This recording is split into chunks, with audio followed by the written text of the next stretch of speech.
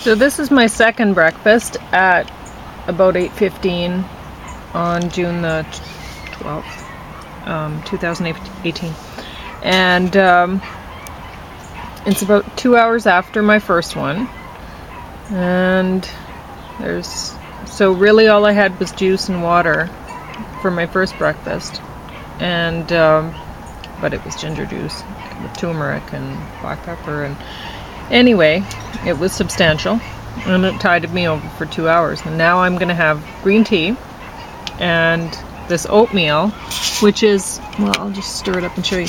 I just made it the raw vegan way, so I made it last night by just putting almond milk in with oatmeal, and there's dried cherries and pumpkin seeds in there, and so I just stick that in the container together, and then in the fridge overnight, and then I added some cinnamon to it this morning, and I'm not going to add any sweetener whatsoever. I'm just going to stir it up and eat it. And along with that, I'm taking my supplements, so omega-3, vitamin D, and baby aspirin, and B100. So I'm going to stick that over here.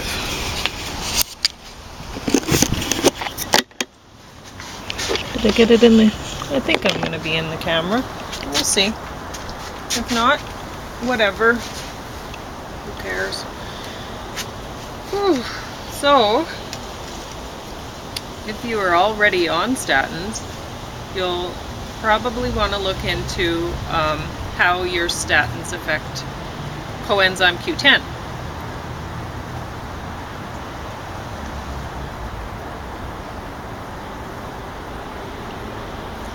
And honestly, I've given this quite a bit of thought over the years, and I don't know if a person is already on statins, I don't know how much point there is on focusing on raising your HDL to lower your LDL. I really don't, because the statins are going to be reducing your HDL as well as your LDL. But if your aim is to get off the statins, it might be wise to know about how HDL works and have a game plan in mind for when you get off the statins, because see, your statins have taken your HDL and your LDL way down, right? Presumably, if they're doing their job. And then you get off of them, you have no HDL basically to counteract your LDL. So if you say you're not enjoying your statins or whatever, and you get off for a while, and a lot of people do that. My dad was constantly going on and off his medication. And so say you do that, well, you're going to have more troubles than if you hadn't been on the statins at all, I bet, because your HDL is low. So you might want to look into increasing your HDL consumption just before you go off them, and keep it high while you're off them, just to make up for that. I don't know, but that's something you'll have to look into for yourself, because I mean,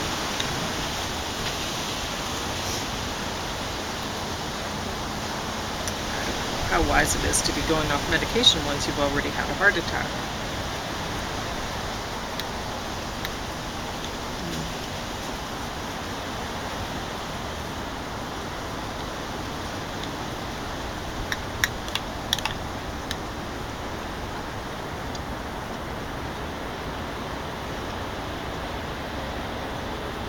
I don't know if you like cold oatmeal.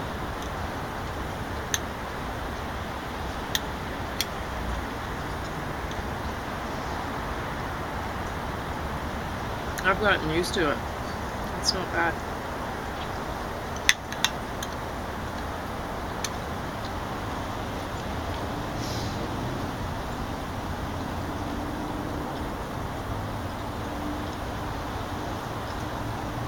It's an awesome thing to put in the cooler if you're going on a multi-day hike.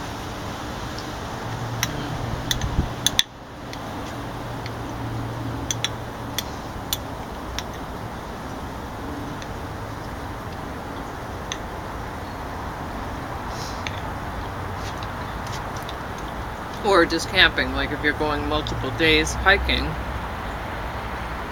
but it's not one hike, it's just like several smaller ones from day to day.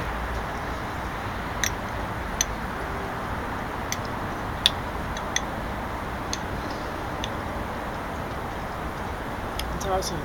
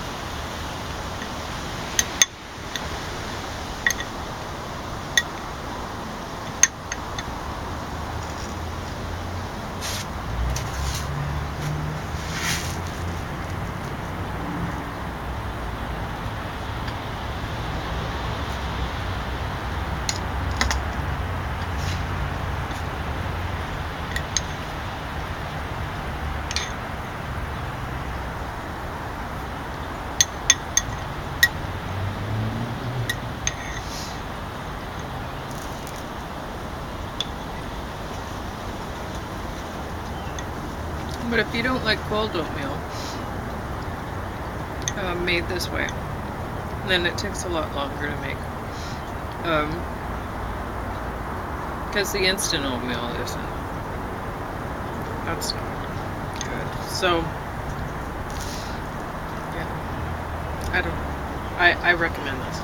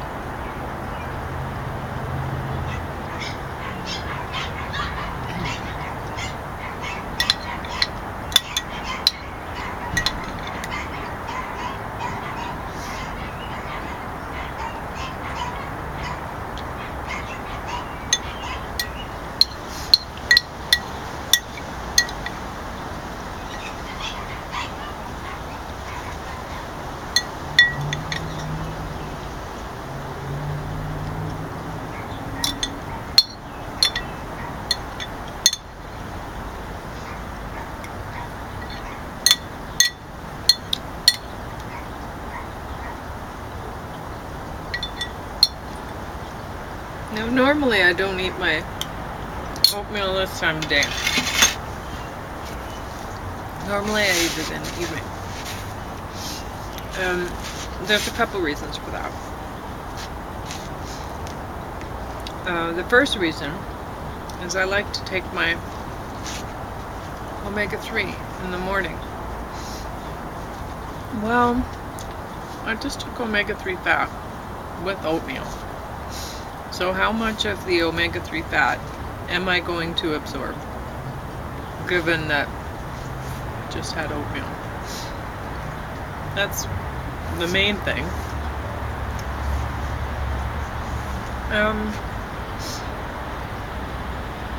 So I don't tend to eat the oatmeal in the morning. I tend to eat the oatmeal in the evening.